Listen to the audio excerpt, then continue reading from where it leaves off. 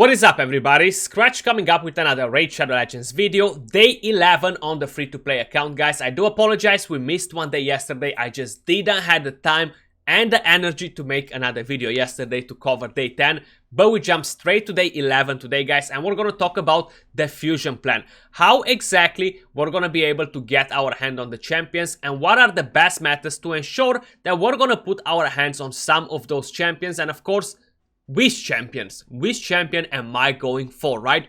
Now, if you didn't have a chance to see a guide on the epic champions, guys, that might shed some light, might help you to decide for which epic champion you're going, I will be leaving a link up here on the screen somewhere, so you guys can click on it and check that out if you're curious to see the epic champions in actions. I actually made a guide on all 4 of them in one video. We tested every single one of them, so like that maybe is gonna help you to decide if it's worth it for you to go for any of the epic champions. Plus, this weekend we're gonna have double voids, guys, so we're gonna have increased chances to summon epics and legendary champions from void shards. Hooray! I'm finally opening some shards on my free-to-play account, guys.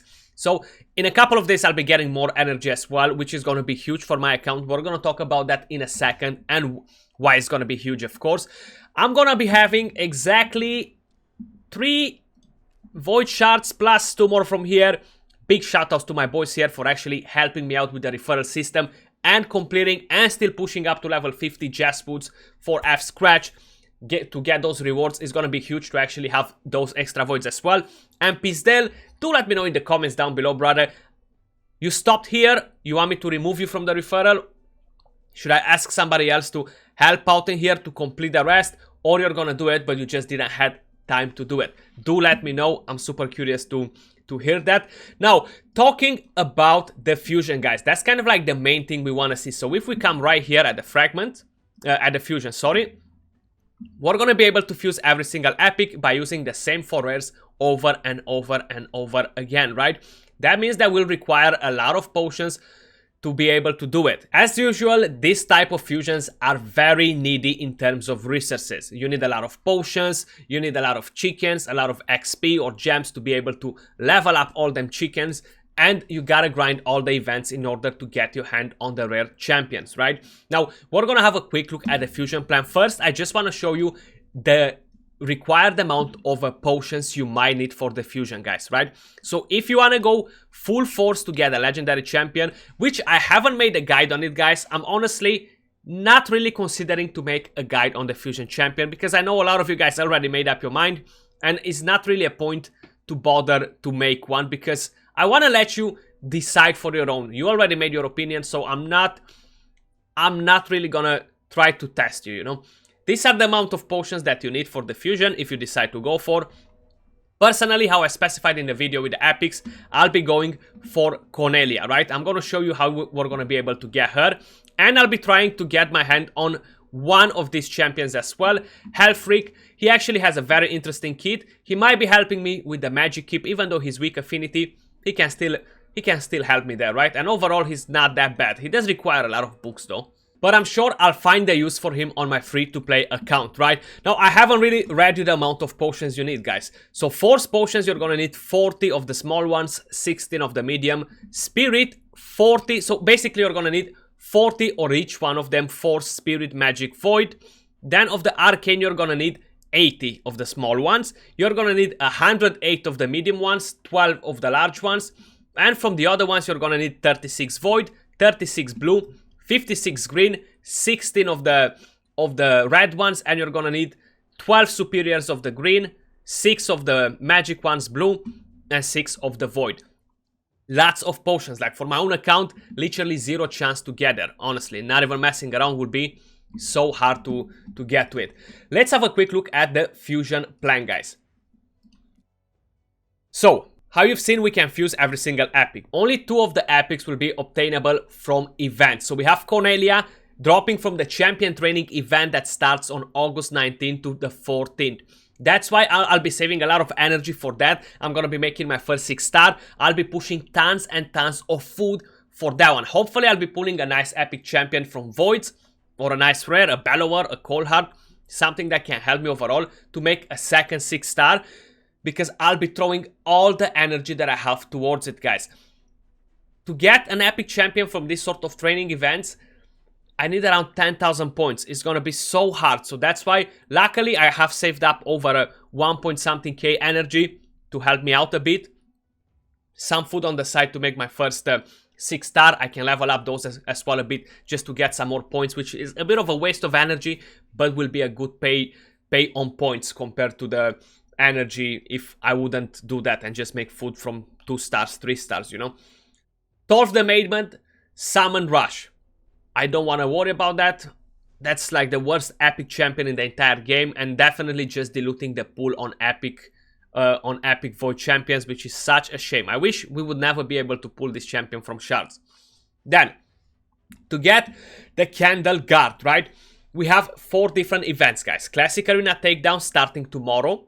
We have the Summon Rush starting on the August 13. We have the Dungeon Divers event starting on August 12. And we have the Dragon Tournament starting on the August 16. So the first one that we're going to be able to get from these rare champions is going to be tomorrow in the Classic Arena Takedown. These are usually pretty easy to take, right? So I'll be trying to get some of this on the side as well.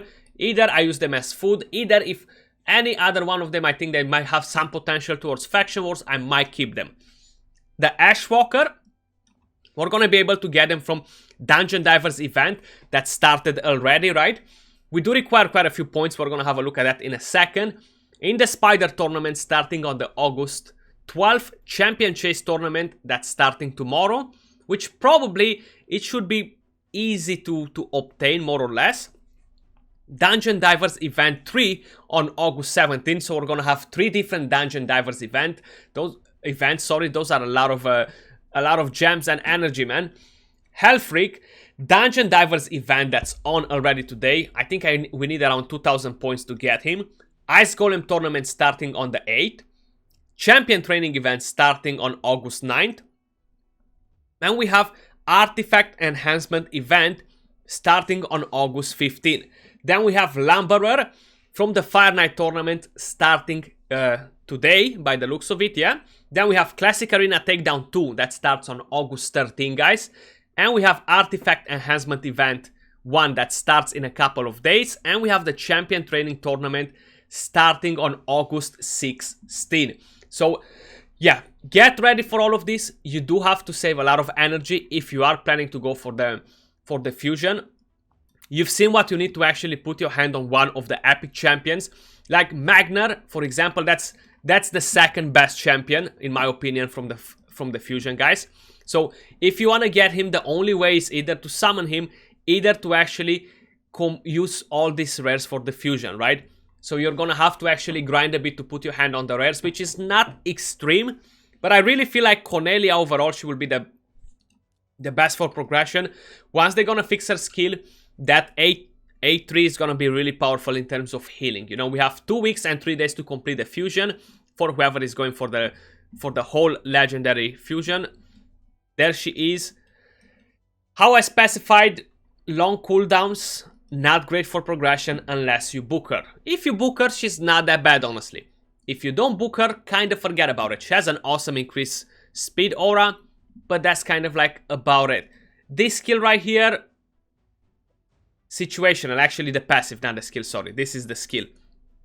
Situational, she kind of needs to die in order to bring the best potential out of the team, which is not gonna happen that easy. So honestly, I won't be making a guide on the fusion. This is gonna be the first fusion that I won't be making a guide on. I don't like the champion. I don't wanna influence your opinion into do it or not to do it. So I'm gonna let you decide for your own by seeing the champion. And I already gave you a bit of feedback on it, knowing how the champion works from what I've tested so far. So up to you what you guys are gonna do with the legendary fusion. Let's have a quick look at tournaments and events as well, guys, that they already started, what's gonna start, just because it's easier to actually see them in here. We have the Classic Arena Takedown starting tomorrow, Champion Chase starting tomorrow together with the 2X Voids, and the Fire Knight Tournament starting in like 20 minutes. By the time this video is up, this Fire Knight Tournament should be already on. Now, moving over to events, guys, what do we have here? We have the Dungeon Divers that's on already, right? So we have 1,850 points to get Hellfreak, 3,200 to get Ashwalker. I won't be getting that far, more or less. Even with this, we have 4 days and 23 hours left, guys. So for me to go and get these rare champions, listen to how exactly I'll be playing the whole thing. We're gonna wanna try and get Cornelia from the training event, right? Because if we do that, we save less potions and chickens energy in leveling up rare champions to get that epic. But you might wanna keep a copy if you're going for the legendary fusion. If you're not going for the legendary fusion, wait for the champion training event that starts in 3 days, right? So this is for 5 days. I'm gonna go and do campaign, and I'll be getting so much gear from farming campaign that I'll be able to reach these points just by doing campaign, and I don't have to actually farm dungeons. So I'll be collecting this red champion from there while I'm getting the epic champion as well. And like that, I'm kind of achieving my goal. I'm putting my hand on the 2 champions that I care to get from all this. I don't really care about any other champion, but I just want to make sure that the training event is going to be kind of like on the same date with the dungeon diver, right? To make sure we have enough time to actually get it done. And that was on the 9th, so it's actually in 4 days. So we have 24 hours to get 1,800 points from farming campaign. I'll be doing that 100%. I'm not sure about the rest of you guys, what is the plan, but I would suggest you to do that if you're looking to get pretty much the same champions as me. But that was all for this video, guys. Do let me know for which epic are you gonna go for, and don't forget to smash that like button, subscribe if you haven't subscribed yet, and I'll see you all soon on another video. Till then, peace out.